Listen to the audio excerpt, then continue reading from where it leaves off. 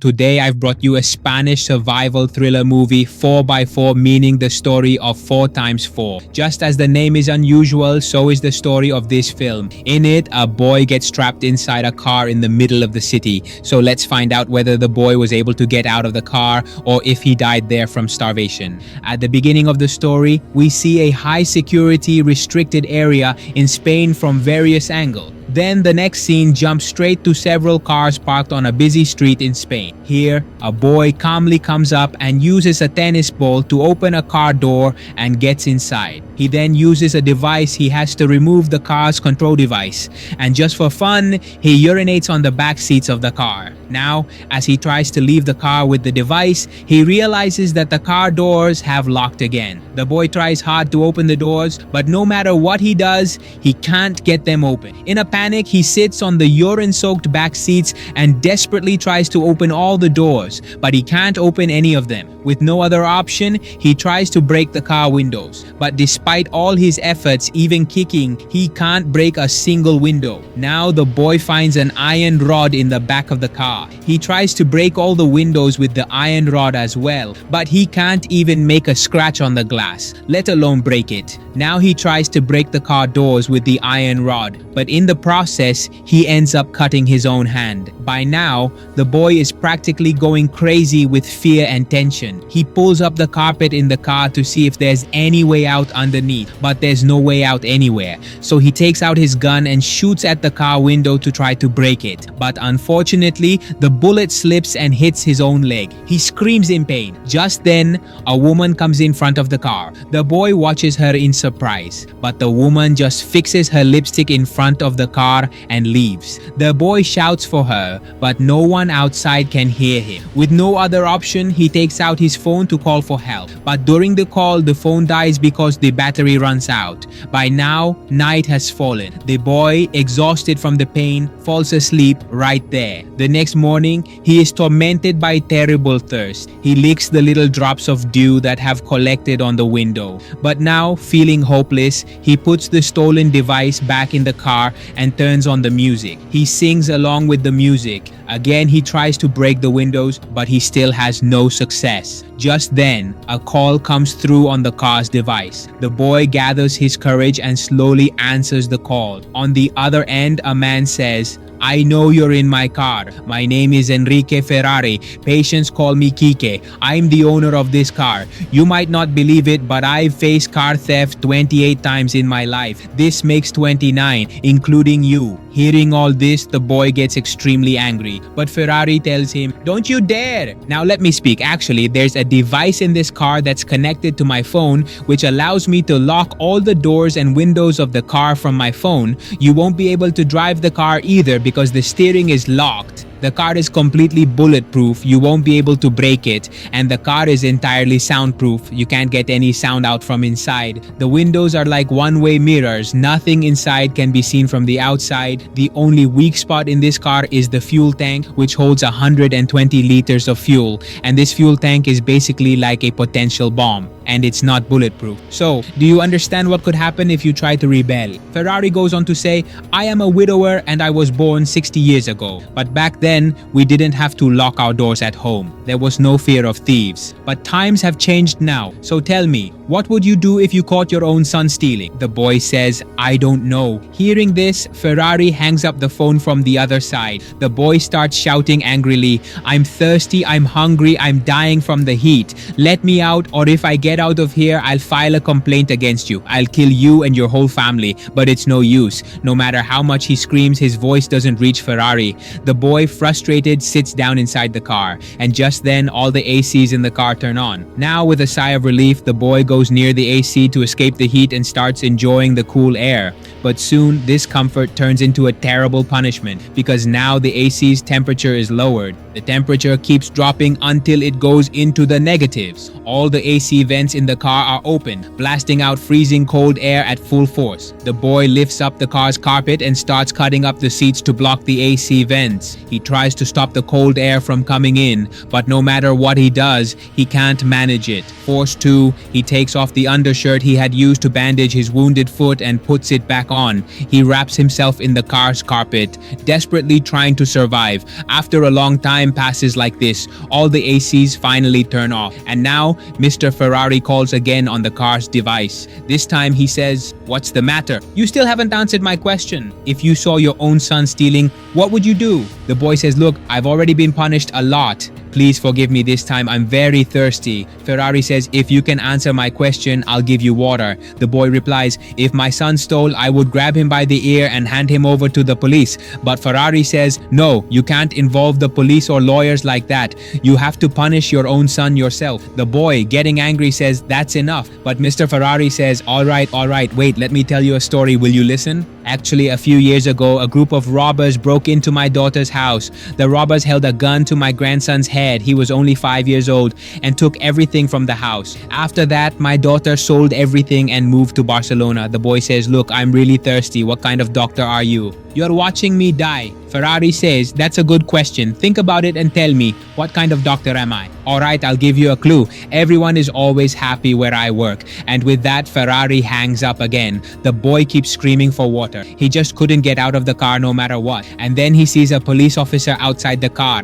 The boy shouts and tries to call him, banging on the car. He tries every possible way to get the police officer's attention for help, but he can't make a sound reach the officer at all, because the car's windows were completely blacked out. Nothing could be seen inside from the outside, and there was no way for any sound from inside to get out. By then, it had started raining outside. The thirsty boy, seeing the rain, seemed to cry out in desperation. And just then, Mr. Ferrari calls him again and asks, "What's your name?" "Give me your ID number." The boy just keeps repeating, "Give me water, I'm very thirsty." Mr. Ferrari tells him, "You'll only get water if you give me your name and ID number." And now the boy says, "My name is Ciro Bermudez." He also gives his ID number to Mr. Ferrari. Now Mr. Ferrari tells him to get water, look for a pipe under the rear window wiper, there's water there. Ciro, desperate, opens the pipe and starts filling his bottle. But the water was mixed with detergent. Still, the extremely thirsty Ciro drinks all of it. That night, Cairo spends alone, talking to himself. The next morning, Cairo notices he has a high fever. On top of that, the wound on his leg is causing him intense pain. Just then, Mr. Ferrari calls Ciro again. Ciro tells him, "I'm very sick, I'm injured, I have a fever." Ciro also says that he was shot in the leg, but when Mr. Ferrari hears about the fever, he turns on all the heaters in the car. Now Ferrari starts telling his own story, that a terrible disease has spread through his body and he only has 1 year left to live. He also says how in 2001, 2004, and 2008, he was repeatedly the victim of theft and robbery. Meanwhile, Ciro, burning with fever, is tormented by the heat from the heaters. He takes off all his clothes and lies inside the car. Just then, a call comes to Mr. Ferrari's phone from someone else. So, for today, he ends the conversation with Ciro. He also turns off the car's heater. When things calm down a bit, Ciro finds a book inside the car. He tears out a page and starts chewing and eating the paper. Now, in his extreme thirst with no other option, Cairo even drinks his own urine. This is how, little by little, all of Cairo's options were closing off. Cairo was sitting inside the car. Just then, a boy comes and tries to steal the car. Ciro waits hopefully by the door, thinking maybe the door will open. But then 2 police officers arrive, catch the boy, and beat him badly. Once again, Cairo couldn't get out of the car. He becomes terribly hopeless. And so, the whole day passes, and now it's night. At night, when Mr. Ferrari calls Ciro, this time Ciro doesn't even answer the phone. Lost in thought all night, Ciro spends another night inside the car. The next morning, Mr. Ferrari calls Ciro again and says, "You know, I'm in a really good mood today. I'm having breakfast while reading the newspaper. By the way, in North Korea today, Kim Jong-un is threatening America again. This guy is really crazy. Anyway, I'm in a pretty good mood today, so let me give you a gift. Look under the car's brake. There's a chocolate cake hidden there. Go ahead and eat it." Ciro becomes very happy. He quickly grabs the chocolate cake and starts eating it like crazy. He keeps telling Mr. Ferrari over and over, "Now please give me some water." But Ferrari hangs up the phone. Now sitting inside the car, Ciro looks outside. He watches people going about their daily routines, what they do, everything. Sitting in the car, he even starts planning how to rob different houses. After all this, he tries again to break the car door. Today, he manages to make a small hole in the car door. door. Through that hole, he shouts for help to the people outside, but no one hears him. Now in the afternoon, Mr. Ferrari calls Kiro again. He tells Kiro, "Today I went to your wife Irina. I told her that we're from the lottery company and your husband Cairo has won a lottery. And for that, you'll get a cash prize of $100,000. And of course, I gave Irina the $100,000. Beautiful young woman. Now she can live her life quite well without you. Honestly, you don't even deserve such a good family. I advise her to use the money to build a house for herself, to pay for your children's education. Don't worry, Kiro. Your wife will be just fine without you." Hearing all this, Kiro starts crying terribly because he realizes that this man might actually kill him. He just keeps begging, "I'll do whatever you say. Please let me go home." But Mr. Ferrari doesn't listen to him. Instead, he starts reading out Cairo's criminal record. Ferrari says, "How did you feel when you committed your first murder?" But Cairo says, "What are you talking about? I haven't killed anyone really." But Mr. Ferrari says, "Oh, is that so? Then do you remember killing the Seleno brothers while trying to rob the tire shop?" Cairo says, "They threatened me with a knife." Mr. Ferrari says, "All right, then what about the time you killed a 64-year-old elderly bus driver and robbed the bus? He only had 2 days left until retirement. Do you remember that now?" Cairo says, "That driver didn't listen to me." But Mr. Ferrari goes on to say, "And what about when you and your friend ran over and killed a woman named Cristina Beruti with a car during a villa robbery? What about that?"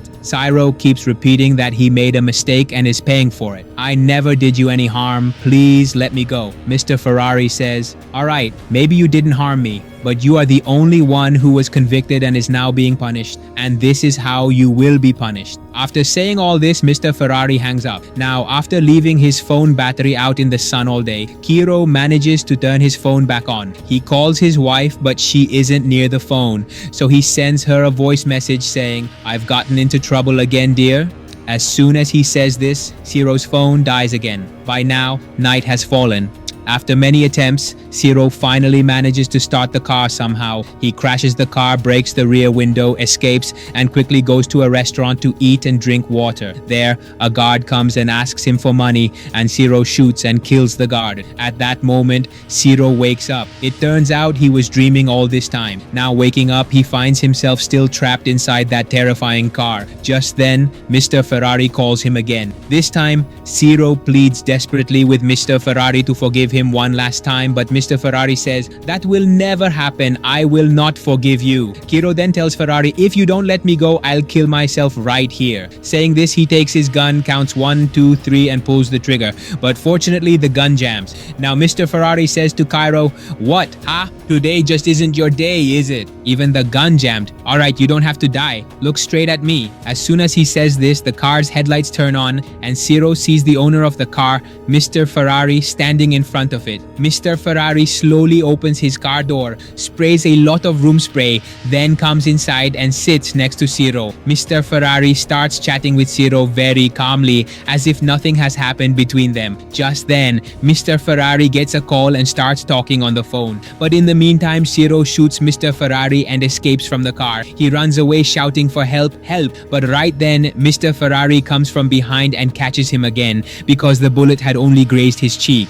Mr. Ferrari grabs Ciro again and starts dragging him back to the car. But just then, a police officer arrives. The officer tells Mr. Ferrari to put down his gun. But Mr. Ferrari tries to explain that he's not at fault, that the boy shot him and tried to steal his car. Still, the police officer insists, saying, "Hand him over to us." But Mr. Ferrari threatens the officer, saying, "I'll shoot you, get out of here, don't get involved between us." Now, several hours have passed. Mr. Ferrari still hasn't let Ciro go. There's a huge crowd of police, journalists, and people all around. But even then, Mr. Ferrari doesn't release Ciro. Addressing everyone there, Mr. Ferrari says, "You tell me what should be done with him. Should a thief or robber like this be allowed to live in our society?" Ordinary people fed up with theft, fed up with the fear of robbery, the ordinary people tell Mr. Ferrari that he should just kill him.